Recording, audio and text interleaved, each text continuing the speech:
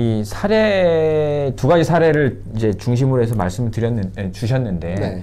그러니까 결국엔 정리를 하면 이 기술 출자라는 게 단순히 우리가 기술 출자를 통해서 그쪽은 어차피 중국은 지금 현재 이제 자본력이나 이런 그 돈이 많은 상황이고 그렇죠. 그렇기 때문에 이제 우리는 그걸 메이크업하기 위해서 기술 출자를 통해서 어느 정도 무슨 지분 구성을 뭐 5대5를 어떻게든 맞추려고 하기보다는 기술을 우리가 제공하고 라이센스비를 매출액의 몇 프로 정도를 우리가 취하는 방식으로 가는 것이 오히려 기술 출자해가지고는 5대5로 맞추려고 하는 것보다는 좀 더 우리가 더 나중에 더 이익을 얻는데 좀 실리를 얻는데 더 도움이 될 수 있다라는 그런 말씀인 것 같고. 네, 맞습니다. 그렇죠. 그러니까 이 제2업체랑 A기업에 대해서 네. 그 사례를 통해서 말씀을 해주신 것 같고, 이 혹시 그 밖에 이제 우리 기술 출자 시에 네네네. 우리 기업들이 이 마주치게 되는 문제들이 또 있나요? 아니면 뭐 규정상이나 아니면 세금 문제들이나 뭐 이런 것들이 기술 차원에서 출자를 하실 때 대부분 이렇게 하세요. 그 기술을 평가한다는 게 되게 어렵잖아요. 네네. 한국도 뭐 기술 평가사들을 통해서 평가는 하시는데 네. 과연 그게 이제 객관 공정한 평가액인지를 잘 모르겠어요. 근데 해외라면 더 그러겠죠. 네. 그래서 통상적으로 저희들이 경험한 바는 양국가의 기업들이, 그러니까 기술 출자를 하기로 한 기업, 협력을 하기로 한 기업들이 우선은 금액을 먼저 맞춰요. 네. 총 금액이 100억이라 그러면 네. 내가 현금 90억을 낼 테니까 너의 기술은 10억이라고 우선 잠정적으로 합의를 해요. 근데 기술 출자는, 그러니까 현물 출자는 반드시 중국 내에서는 이 공인된 자산평가 기구를 통해서 평가를 받고 그 평가액을 가지고 출자액을 정하게 돼 있거든요. 네. 그러다 보니까 우리가 자체적으로 평가액은 10억, 산정하는 금액은 10억인데 네.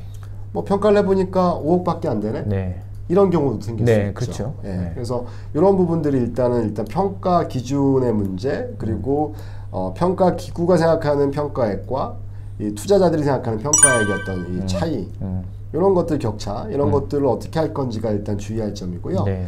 그래서 그리고 또 두 번째는 뭐냐면 무형의 자산은 사실상 이런 거잖아요. 네. 우리가 기업 가치 평가할 때도 우리가 그러니까 성장형 기업들은 모르잖아요. 네. 이거 어디까지 성장할지. 근데 네. 대강 이 기업의 성장률은 이 정도니까 미래의 가치를 끌고 와서 이 정도의 가치가 있을 거야 라고 추정을 하는 거거든요. 네. 그러니까 기술도 그런 거죠. 네. 그러다 보니까 이게 어느 정도 가치가 있는지에 대해서 좀 투자자들끼리도 좀 협의가 필요하고 평가기구와의 협의도 좀 필요하고 세 번째는 대부분 다 무형의 자산을 출자하는 기업들은 자기의 자산을 과대평가하는 경향이 있죠. 경향이 아주 강합니다.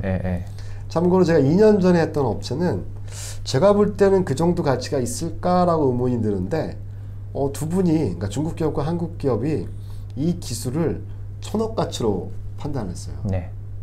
근데 제가 볼 때는 1000억 가치 없을 것 같거든요. 네, 쌍방이다. 쌍방이다. 근데 네. 평가기구와는 1000억을 인정해줄지 이것도 문제고, 두 번째는 뭐냐면, 더 중요한 문제는 뭐냐면요, 이 기술이라는 게 아까 한국 본사의 이익도 고려해야 된다고 말씀을 드렸던 차원인데 기술은 그냥 어느 날 갑자기 떨어지는 게 아닙니다.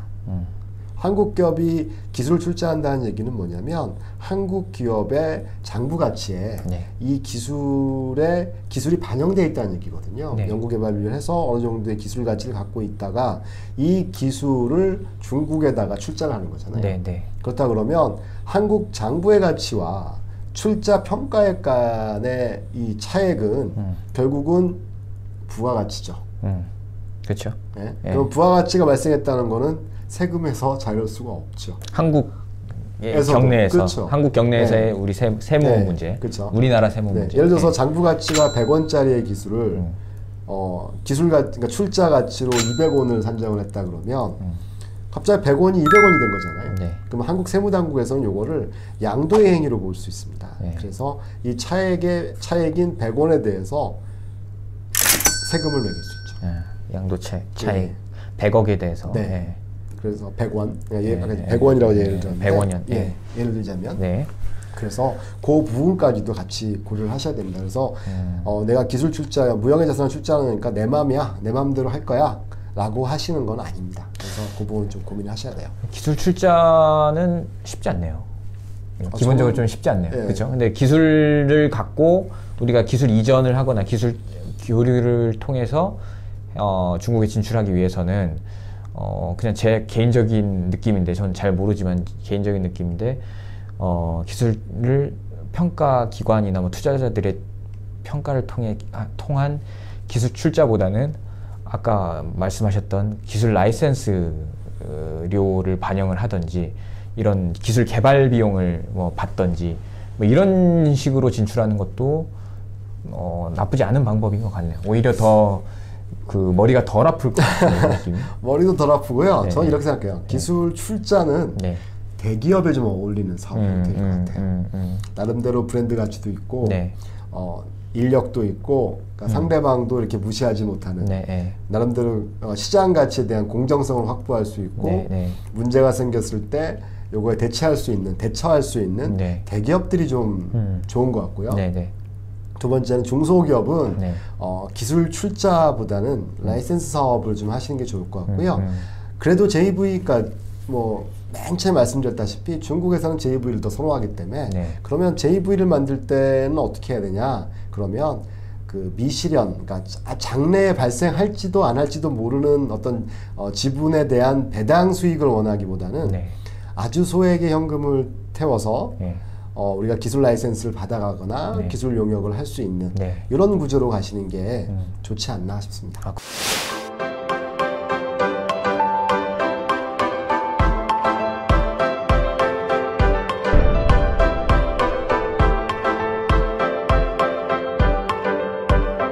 그거 참 굉장히 큰 포인트인 것 같습니다. 그러니까 중소기업들은 이런 부분들을 오히려 기술 출자보다는 기술 라이센스나 기술 용역 부분으로, 네. 그 우리가 얼마 안 되는 자본이지만 그 얼마 안 되는 자본만 태우고 네. 나머지는 기술 라이센스나 기술 용역비를 네. 지속적으로 우리가 실현할 수 있는, 그러니까 네. 이익을 실현할 수 있는 방향으로 네. 전략을 세우는 게 네. 오히려 더 좋을 것 같다는 생각이 듭니다. 예. 네.